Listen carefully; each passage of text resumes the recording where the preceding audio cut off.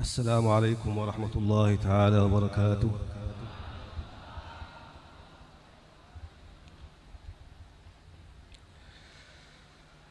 أعوذ بالله من الشيطان الرجيم.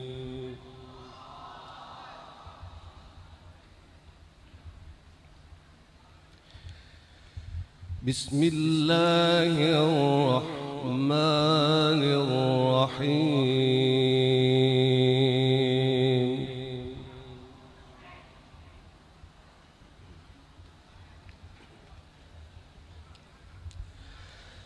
لقد صدق الله رسوله الرؤيا بالحق لتدخلن المسجد الحرام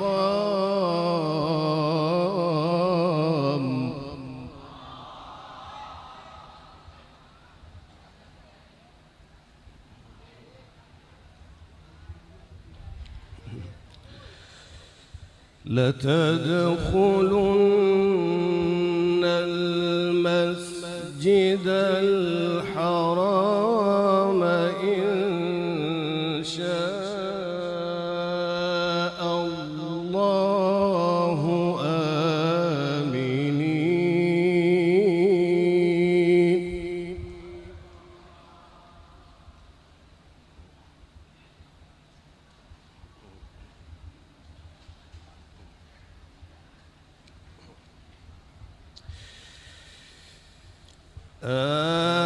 آمنين محلقين رؤوسكم ومقصرين لا تخافون.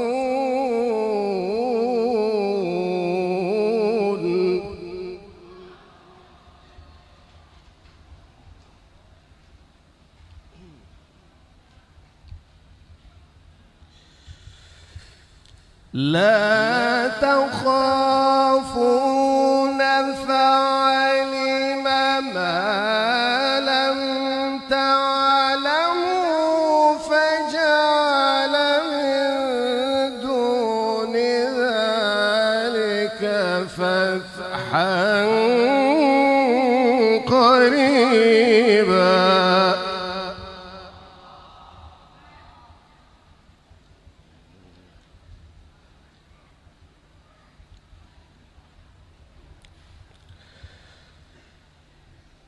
هو الذي أرسل رسوله بالهدى ودين الحق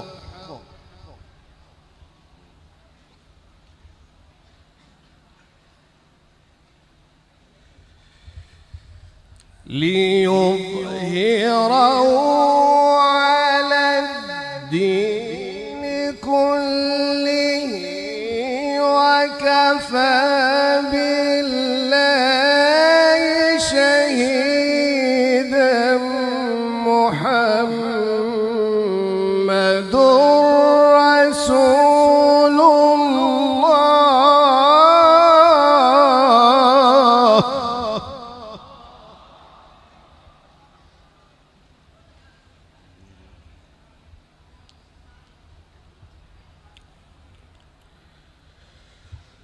هو الذي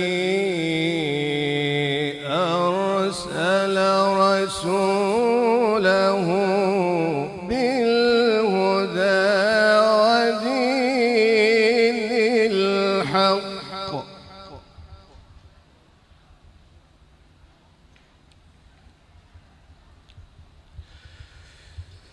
ليظهره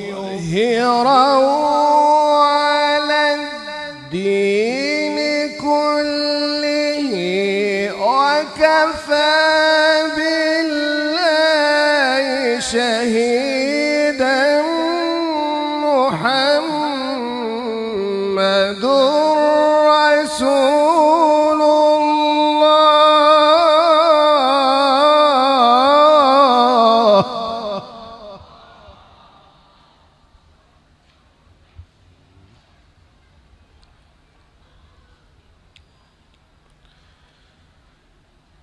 محمد رسول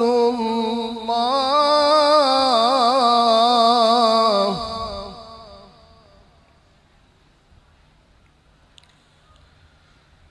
هو الذي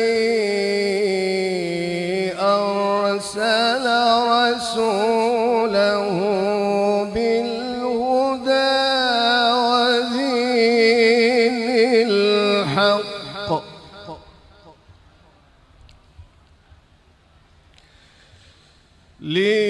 ليظهره على الدين كله وكفى بالله شهيدا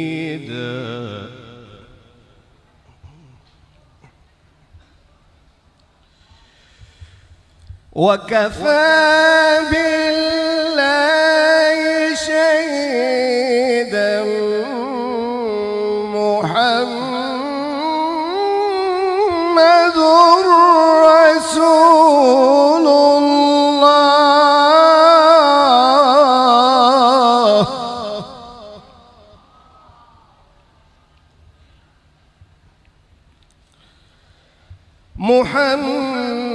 محمد رسول الله والذين معه أشداء على الكفار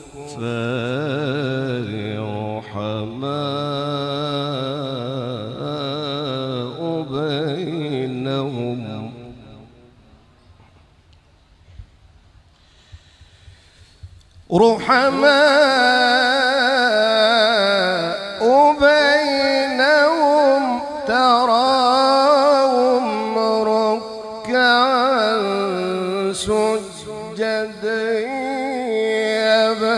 يبتغون فضلا من الله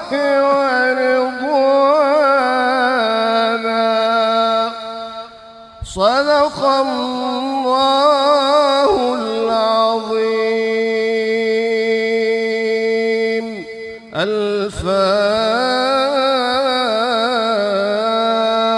الفاتحة.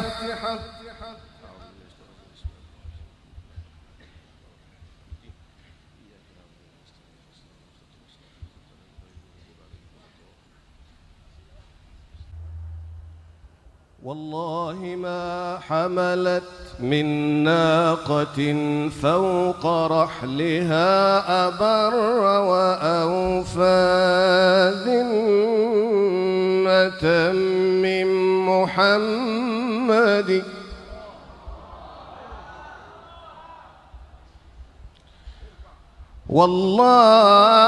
والله ما حملت من ناقة فوق رحلها أبر وأوفى ذمة من محمد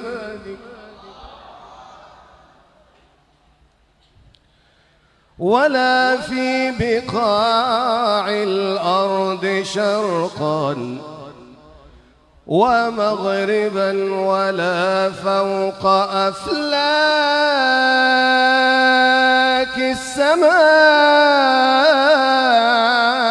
السماء كمحمد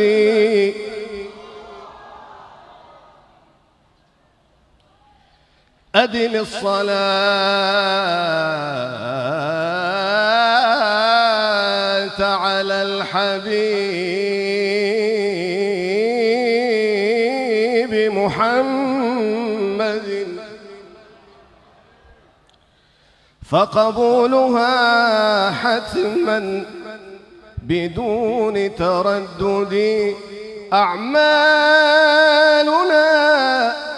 بين القبول وردها إلا الصلاة على الحبيب محمد. مولاي صل وسلم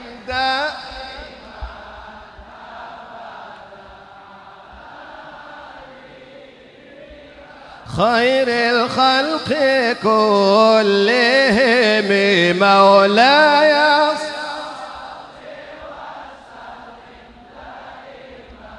الله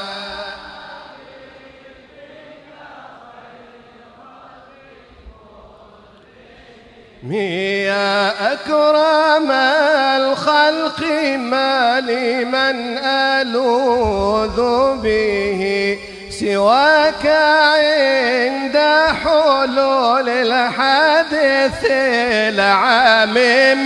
مولاي صل وسلم دائما أبدا على حبيبك خير الخلق كلهم. ولن يضيق يا رسول الله جاهك بي إذا الكريم تجلى باسم منتقم.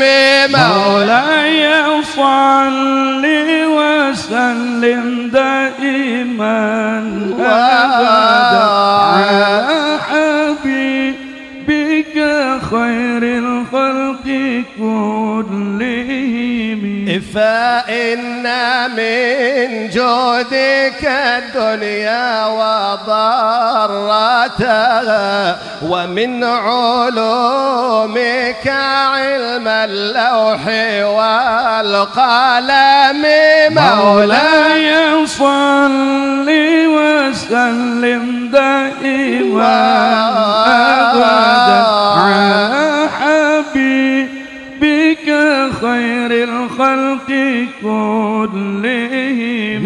يا ربي بالمصطفى بلغ مقاصدنا واغفر ما مضى يا واسع الكرم.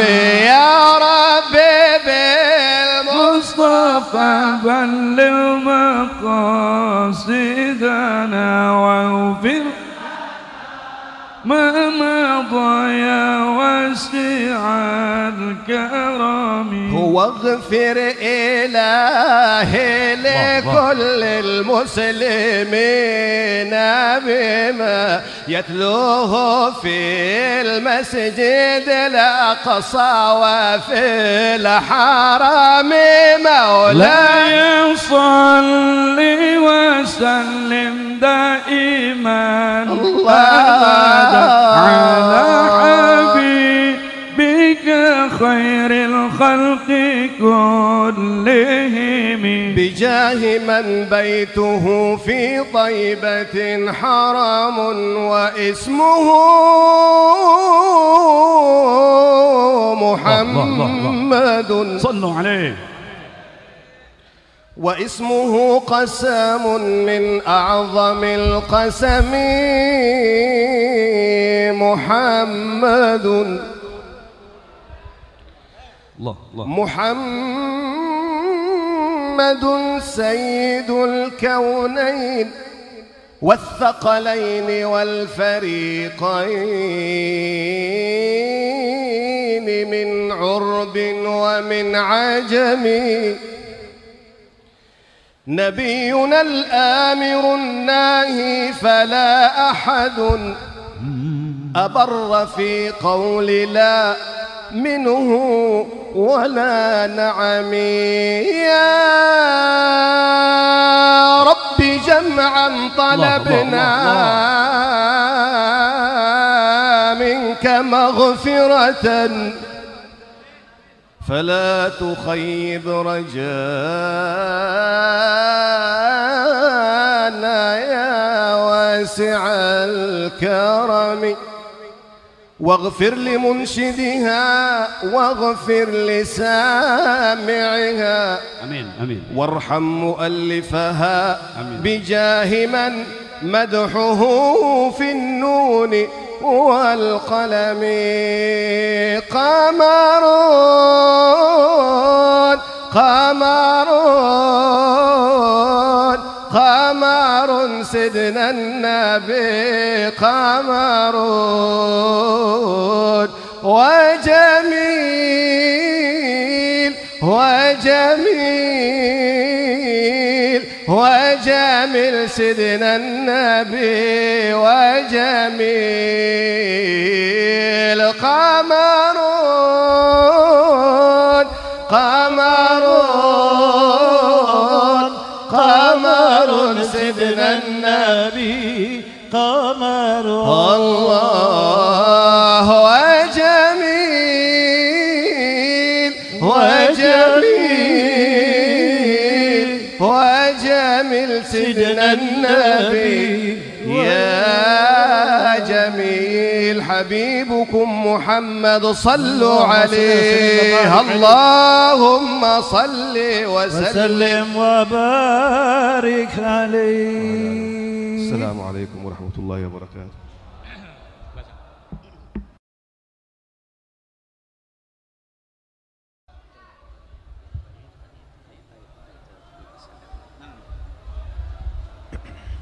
بسم الله الرحمن الرحيم. السلام عليكم ورحمة الله وبركاته.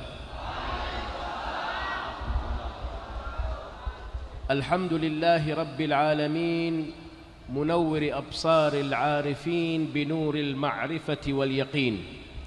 بسم الله الرحمن الرحيم. Beliau Syekh Afifuddin Al-Jailani yang hadir di tengah-tengah kita pada saat ini, memulai daripada tausiahnya dengan memuji syukur kepada Allah Subhanahu wa taala dan mengucapkan salam kepada kita semua. Assalamualaikum warahmatullahi wabarakatuh. Kemudian beliau melanjutkan bahwasanya segala puji bagi Allah Subhanahu wa ta'ala yang telah memberikan kepada kita semua cahaya hidayah yang masuk ke dalam hati kita semua. Amin ya rabbal alamin. Alhamdulillahi rabbil alamin munawwir qulubil arifin binuril ma'rifati wal yaqin. Segala puji bagi Allah Subhanahu wa ta'ala yang telah menerangi daripada cahaya-cahaya para kekasih Allah, para aulia Allah Subhanahu wa ta'ala dengan cahaya yang langsung dari Allah Subhanahu wa ta'ala masuk ke dalam hati-hati mereka. وجاذب قلوب عباده الصالحين بجذبات القرب والتمكين. Dan Allah Subhanahu wa ta'ala yang telah menetapkan ke dalam hati mereka ketetapan sehingga mereka senantiasa memiliki daripada ketakwaan yang lurus, yang senantiasa kontinu dan istiqomah. Alladzi ahsana kulla syai'in khalaqah wa bada'a khalqal insani min tin. Yang mana Allah Subhanahu wa ta'ala itu yang menciptakan segala sesuatu, dan Allah Subhanahu wa ta'ala menciptakan daripada manusia berasal dari tanah atau debu. والصلاة والسلام على سيد المرسلين وإمام المتقين ورحمة الله للعالمين سيدنا ومولانا وحبيبنا وشفيعنا محمد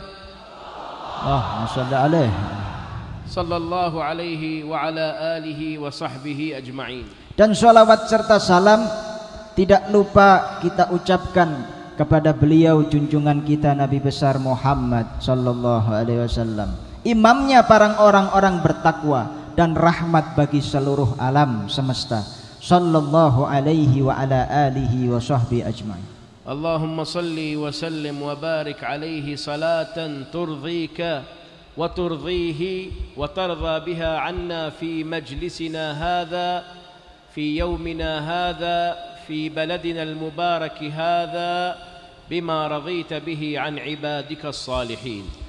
Ya Allah, semoga salawat dan salam selalu tercurahkan kepada kita semua dan kepada juga junjungan kita Nabi besar Muhammad sallallahu alaihi wasallam, yang mana salawat dan salam tersebut yang engkau ridhoi dan Nabi Muhammad sallallahu alaihi wasallam ridhoi untuknya di negeri ini, khususnya di negeri ini, di wilayah ini, untuk kita semua yang hadir di sini semua. Amin ya rabbal alamin.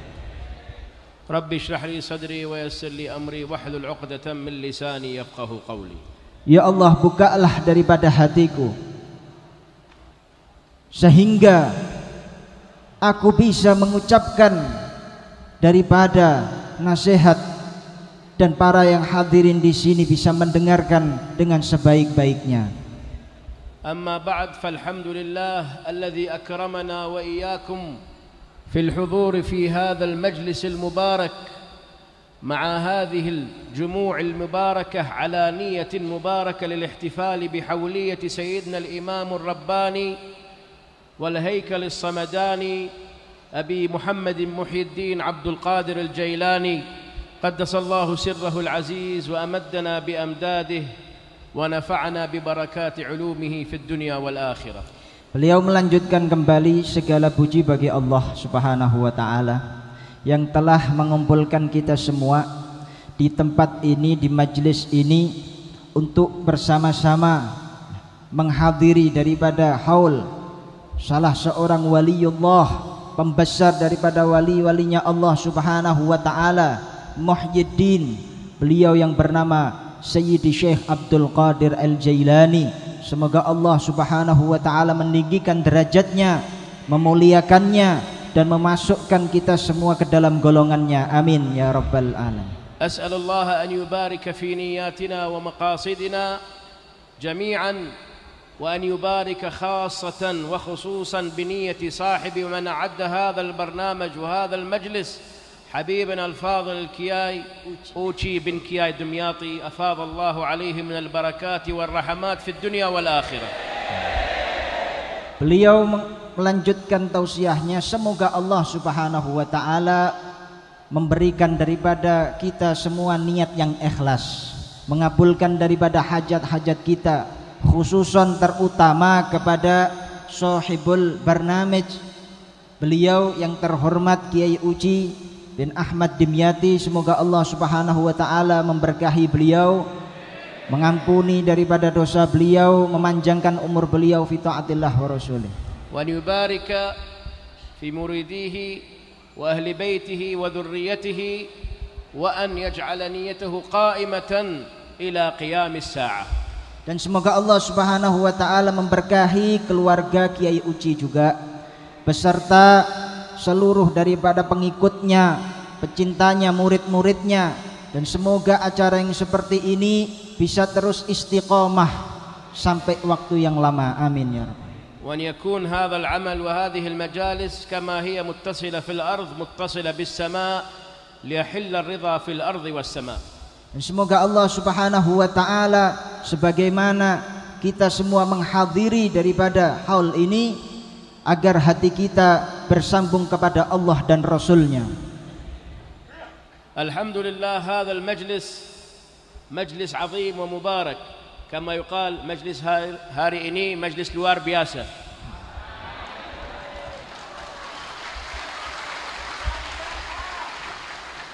Alhamdulillah, majlis pada hari ini mubarak, penuh keberkahan. Semoga yang hadir di sini diberkahi oleh Allah Subhanahu wa ta'ala. Sebagaimana beliau tadi mengatakan, majlis ini majlis luar biasa. Majlis cinta Allah, cinta Rasulullah, Allahumma shalli alaihi, cinta Ahlul Bait, cinta as-sahabah, cinta awliya Allah, cinta Sultanul Awliya Sayyidina Syekh Abdul Qadir Jailani. Masya Allah, tidak perlu diterjemahkan lagi. ترجمة في العربي أحسن. هذه المجالس مهمة جدا في هذه الأوقات بالذات. Perkumpulan yang semacam ini pada saat ini sangat penting sekali bagi kita semua, generasi kita. لأنها تعريف وتعليم وتذكير لهذه الأمة الكريمة بأمور عظيمة لا بد أن تستمر في التعلق بها. Karena perkumpulan yang semacam ini bisa memberikan pengenalan kepada sahibul haul, bisa memberikan taklim, pengajaran kepada sahibul haul, sehingga kita mengerti siapa yang kita hauli tersebut, siapa yang kita hadiri di majelis ini. Dan ini sangat penting perkumpulan seperti ini. ونذكر الآن حديثا قدسيا مهما جدا يبين أثر هذه المجالس في المحبة والقلوب. Sebentar lagi beliau akan memberikan kepada kita semua, beliau akan mengucapkan daripada salah satu hadis Rasulullah sallallahu alaihi wasallam, hadis qudsi yang bisa menjelaskan serta ada hubungannya dengan perkumpulan kita saat ini, kehadiran kita di majlis yang penuh berkah ini. Hadits qudsi. Qala Rasulullah Sayyidina Muhammad sallallahu alaihi wasallam, qala Allah subhanahu wa ta'ala, wajabat mahabbati. Qala Rasulullah sallallahu alaihi wasallam, Rasul sallallahu alaihi wasallam bersabda bahwasanya Allah subhanahu wa ta'ala mengatakan, berfirman, wajabat mahabbati, wajib mencintaiku. Wajabat mahabbatullah liman, wajib mendapatkan kecintaan kepadaku. Untuk siapa kewajiban tersebut?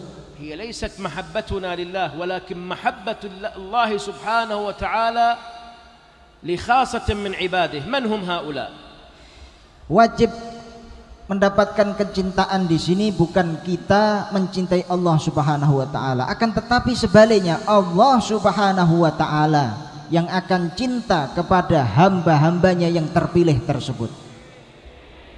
Wajabat mahabbati lil mutahabbin fiyya wal mutajalisin fiyya wal mutazawirin fiyya.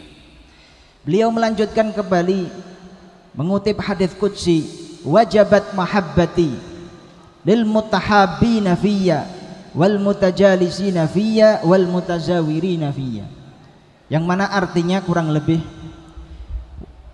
wajib berhak mendapatkan kecintaan dariku yang Allah Subhanahu wa taala cinta kepadanya. Siapa itu? Orang-orang lil mutahabbina fiyya, yang senantiasa orang tersebut saling bermahabbah karena Allah Subhanahu wa taala, saling cinta karena Allah Subhanahu wa taala, dan duduk juga diniatkan karena Allah Subhanahu wa taala. Wal mutazawirina fiyya, dan orang yang saling berziarah, saling bersilaturahmi, semua itu didasari ikhlas karena Allah taala. Wal nulahidh hadzal majlis al mubarak, hadzal ladzi antum fihi al'an.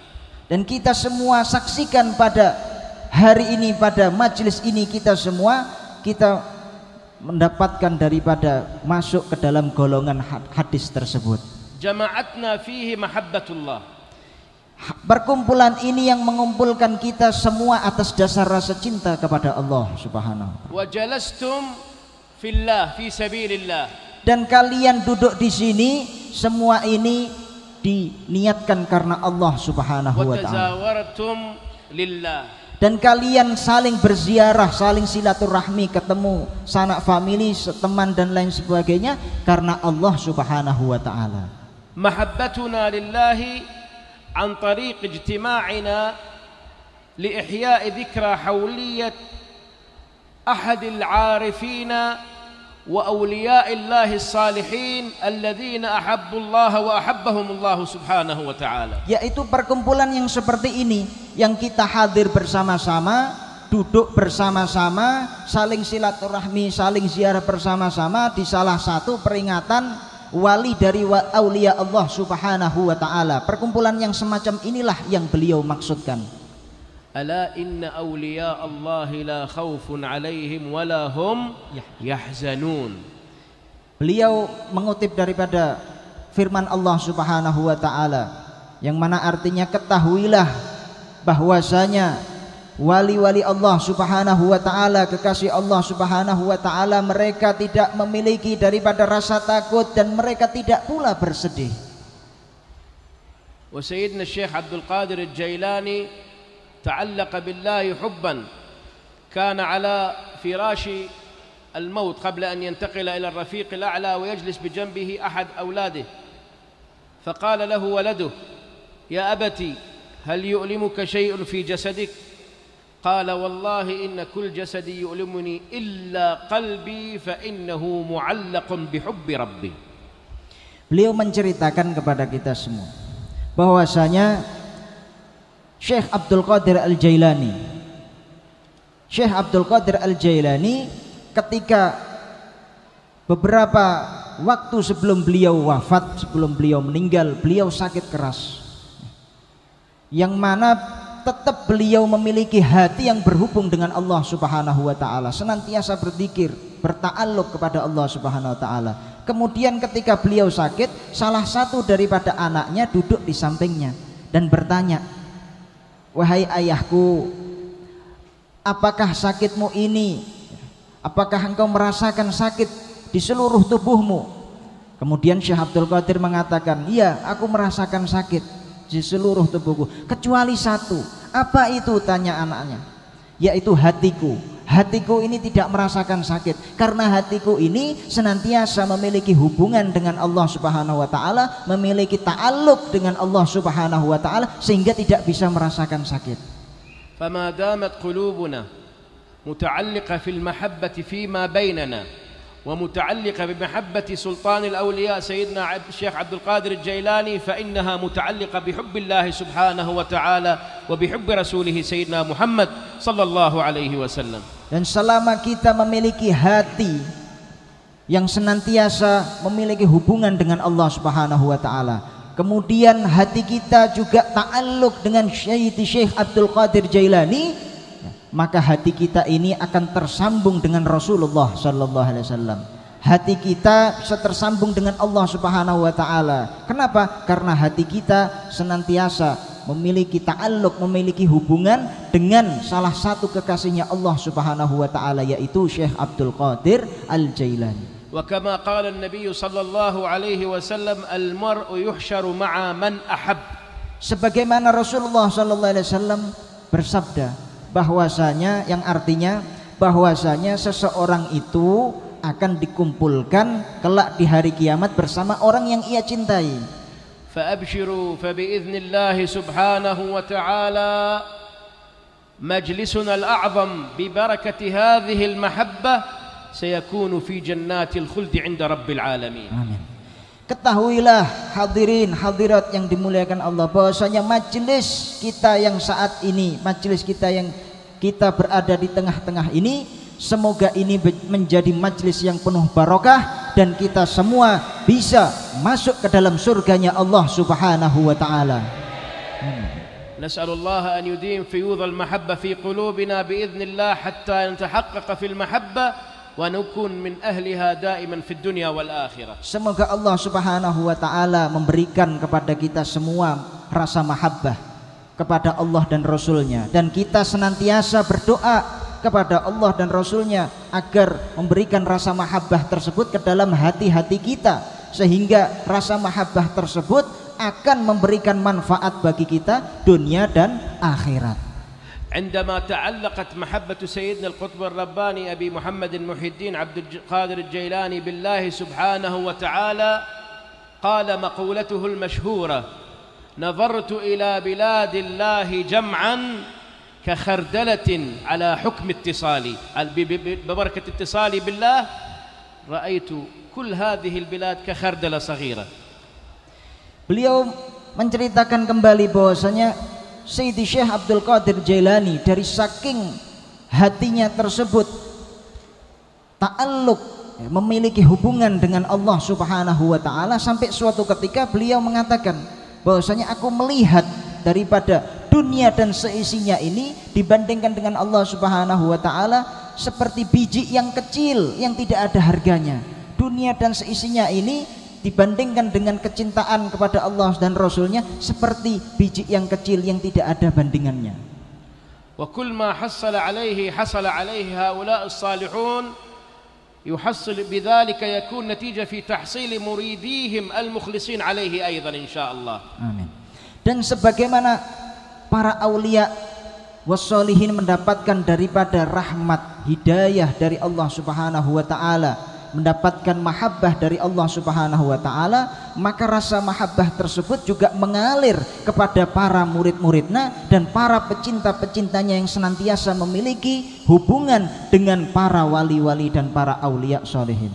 فأما أن نحضر معهم وإما أن نستذكرهم في قلوبنا التي تصلنا بهم. Dan senantiasa kita ini menyebut daripada nama para wali-wali Allah sehingga hati kita bisa tersambung dengan yang kita sebut tersebut.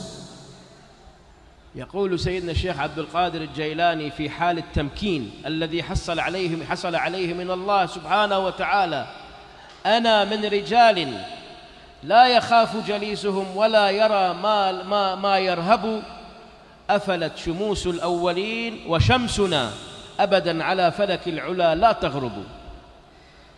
Beliau menceritakan bahwasanya Sayyidi Syekh Abdul Qadir Al-Jailani ketika dalam keadaan datang daripada hal yaitu salah satu pemberian dari Allah Subhanahu wa taala, beliau mengatakan bahwasanya aku ini adalah salah satu daripada orang-orang yang diberikan kelebihan oleh Allah Subhanahu wa taala, dan aku tidak takut kecuali Allah Subhanahu wa taala.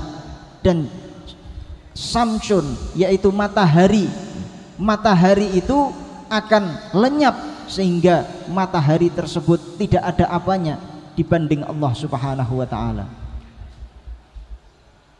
Kana kalamuhu mali'un bil hikmah wal ma'rifah fa idza nasah istajaba al mustansih lidzalik li nasihatihi qaddasallahu sirrah.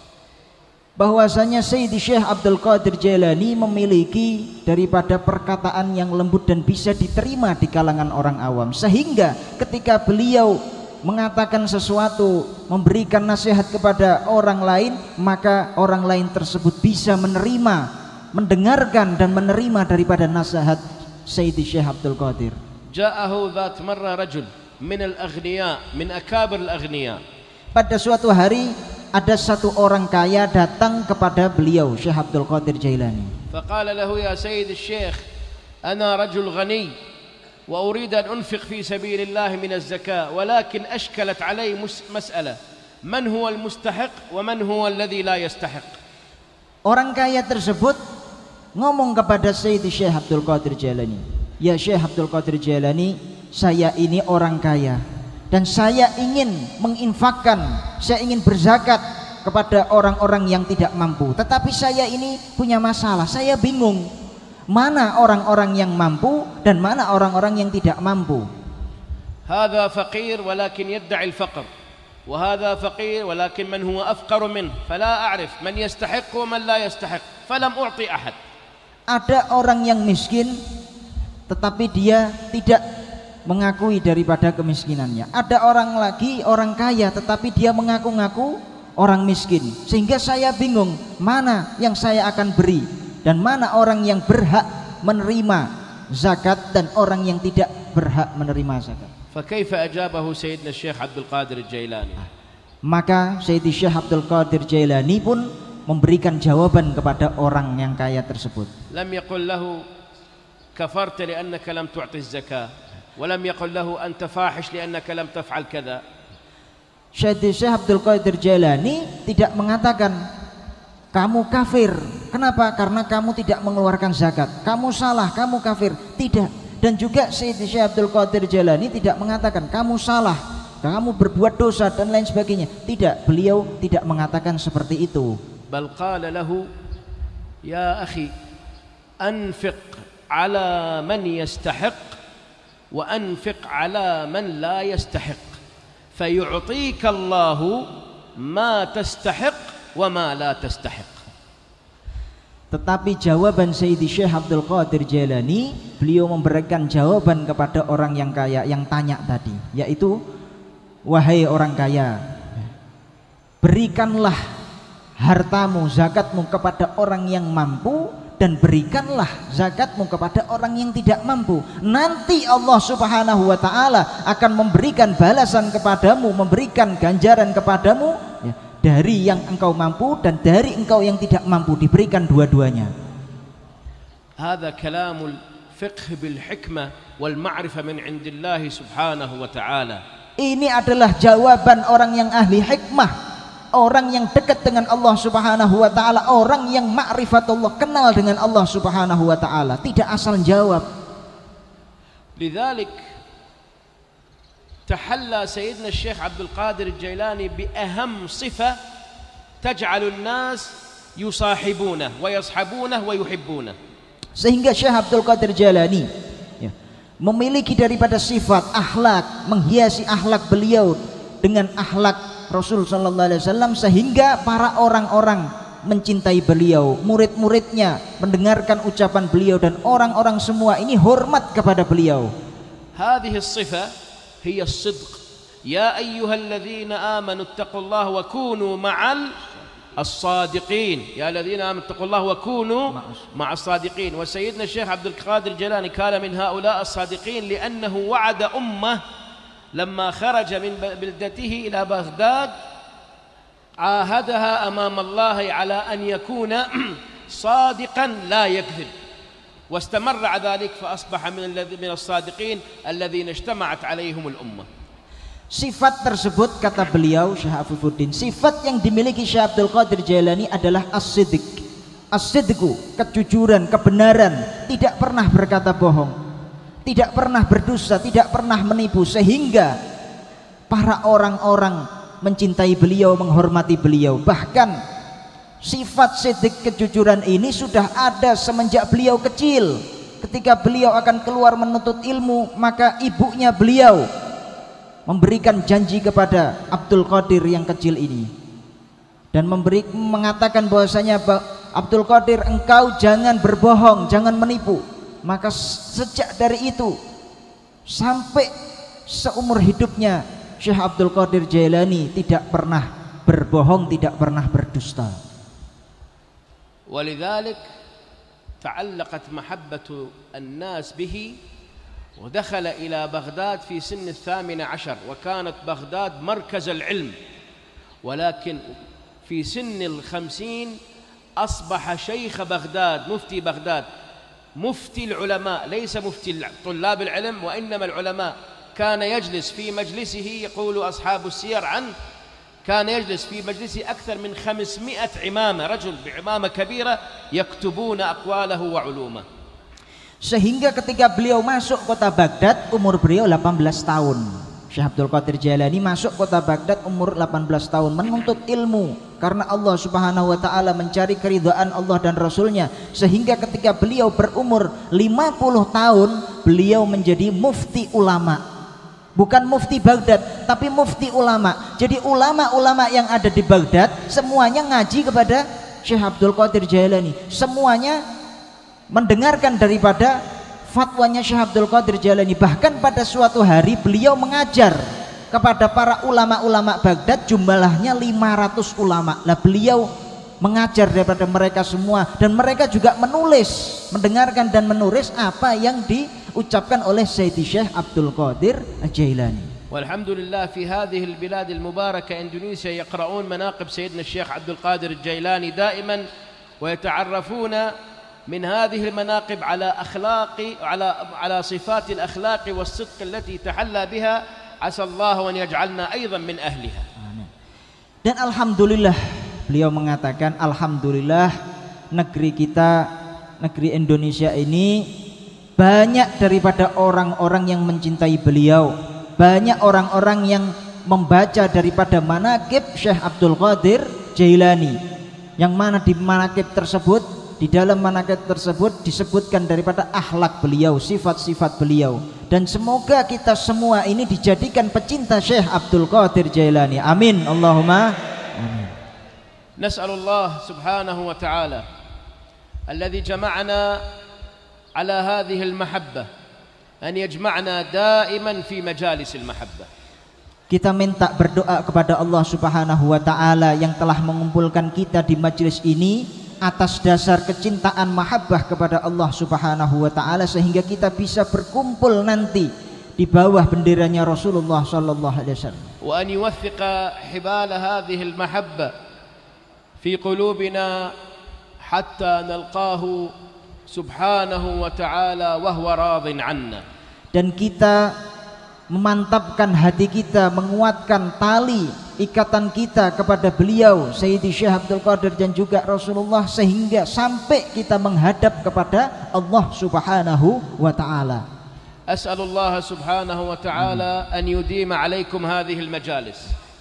Aku berdoa kepada Allah Subhanahu wa ta'ala, semoga majlis-majlis yang seperti ini bisa terus istiqomah, bisa terus langgeng, continue. Amin ya rabbal alamin. Wa an yarzuqna al-mahabbata fi hadhihi al-majalis. Dan semoga Allah Subhanahu wa ta'ala memberikan kita semua yang hadir di majelis ini mahabbah, cinta kepada Syekh Abdul Qadir Jailani. Wa an yubarika fi hadhihi al-majalis. Dan memberkahi juga di majelis ini dan orang-orang yang hadir saat ini. Wa khasatan hadzal majlis al-mubarak. Khususnya di majelis ini yang penuh barokah dan manfaat. Wa an yubarik fi ra'i hadzal majlis habibina al-fadil Kiai Uci.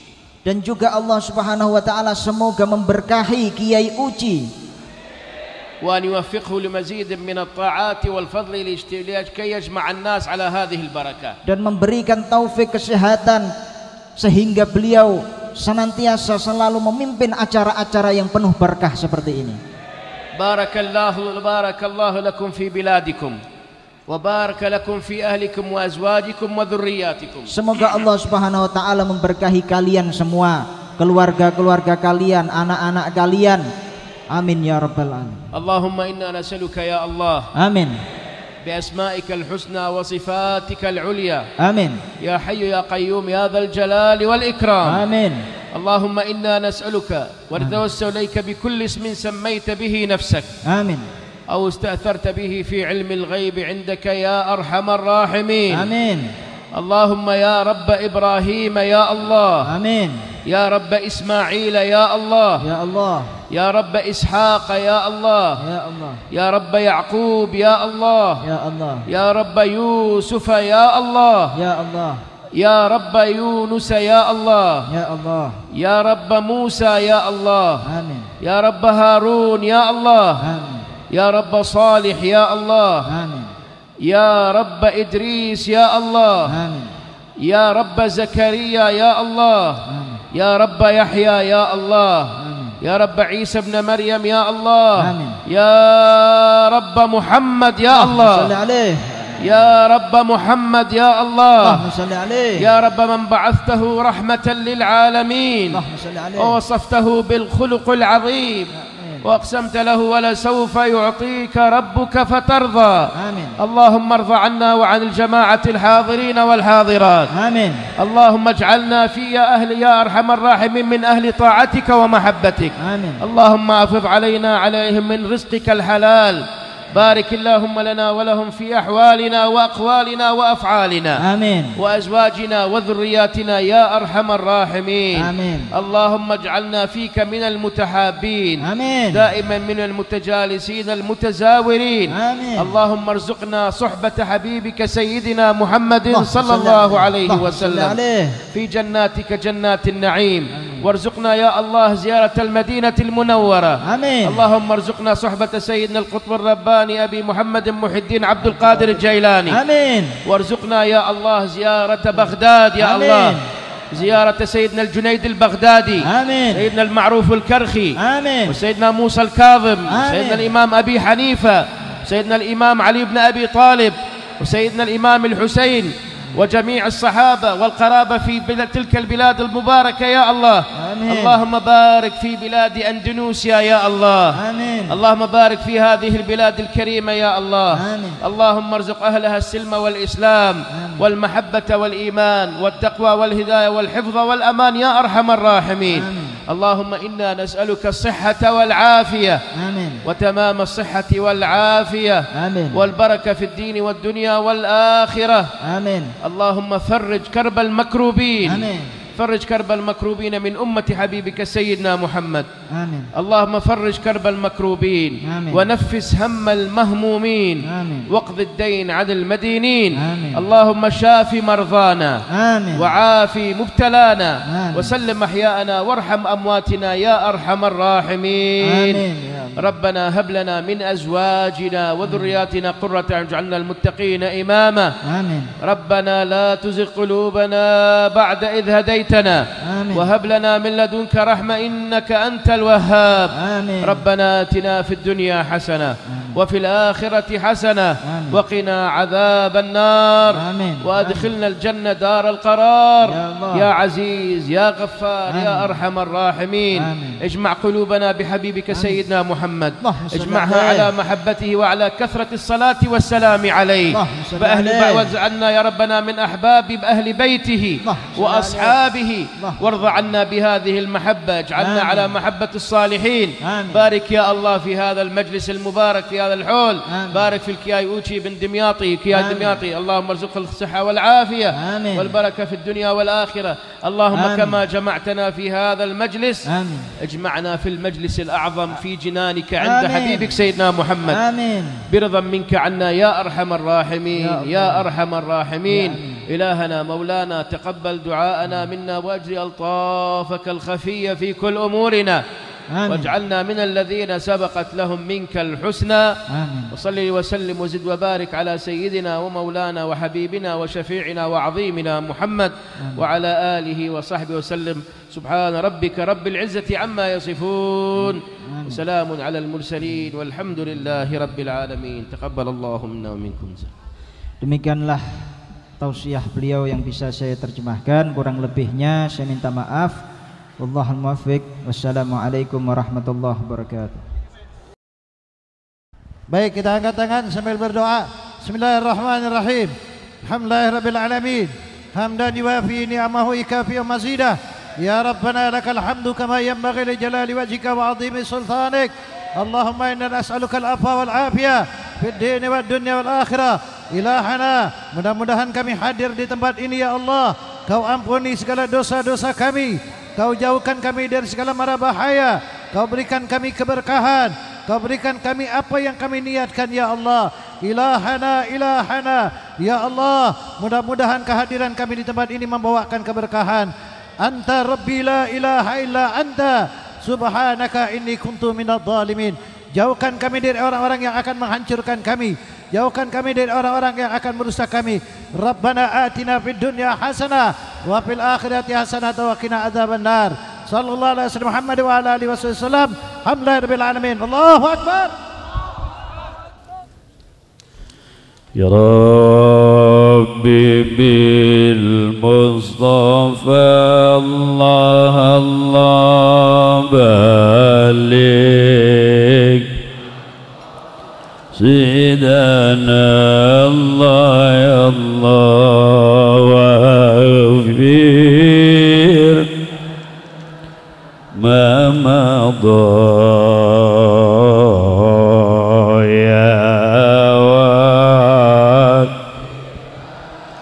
Karami Allah ya Allah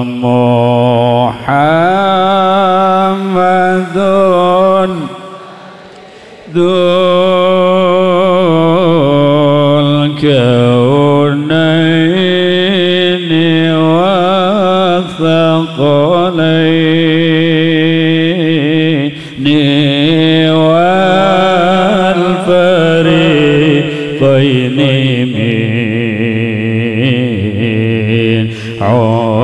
عربي ومن عجمي الله يا الله يا رب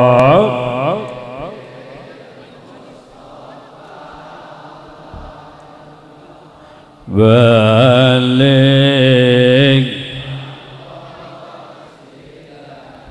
الله يا الله وفير ما مضى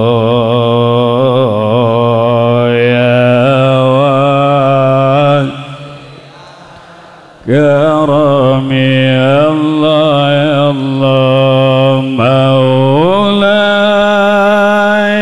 صلي